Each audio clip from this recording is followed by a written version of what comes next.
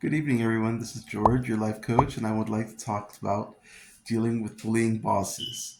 Now, this is a topic that is very familiar with so many people, including myself, where we've all been in that situation where we feel less than who we are when we walk into a room. Now, maybe your boss is constantly criticizing something about you.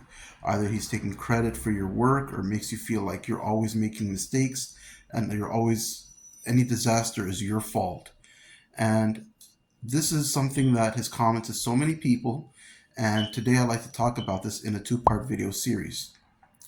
One of the biggest mistakes that people often make when dealing with a bullying boss is feeling like the problem is their own competence. Many people shrink before their bosses because they really believe that the problem is within themselves. So they start to do as much as they can to avoid criticism. They try to work harder. They try to stay as late as they possibly can. They try their best to be more perfect. But here's what many people, and myself included, that we've often eventually discover in the end is that a bully often doesn't need mistakes to criticize. Why? Because they just need a target. Now, this is very important to understand that bullies only want a target, regardless of the mistakes you make. When you understand that very concept, you can spend so many years trying to earn approval for no reason or trying to get acceptance and still never be fairly treated, no matter how much effort you put in. So the main point that I emphasize in this video is we need to separate feedback from intimidation. Feedback is when a boss is trying to correct something or is pointing out something that needs attention versus intimidation, making you feel like you are less than who you really are. Good leaders correct behaviors, whereas bad leaders only intimidate.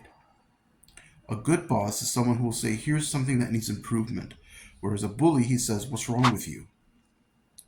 One helps you to grow while the other is basically making you doubt yourself continually. And the more you doubt yourself, then guess what? The more mistakes you'll end up making, and eventually the less enthusiasm you'll have because you have no confidence. Learning that difference is so important because not all criticism, and this is a key point, that not all criticism deserves equal emotional weight.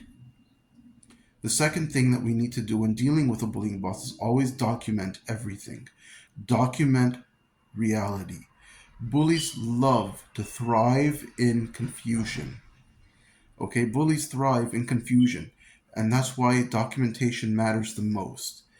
Whether it's a slight conversation in the coffee room, whether it's some feedback as they're passing by, always document everything. Keep records.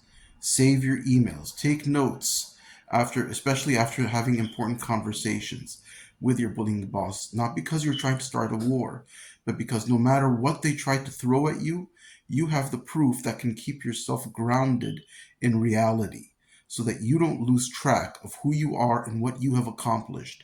You can always stay grounded to your truth. And point number three, which may be the most important part out of this whole discussion, is that never allow one's personal behavior to determine your self-worth, to determine who you are, to determine what to do in any situation. Because the fact is, these bullying bosses, they're not the measuring stick by which you are determined, but the only thing that matters is how you perceive yourself in the presence of a bullying boss.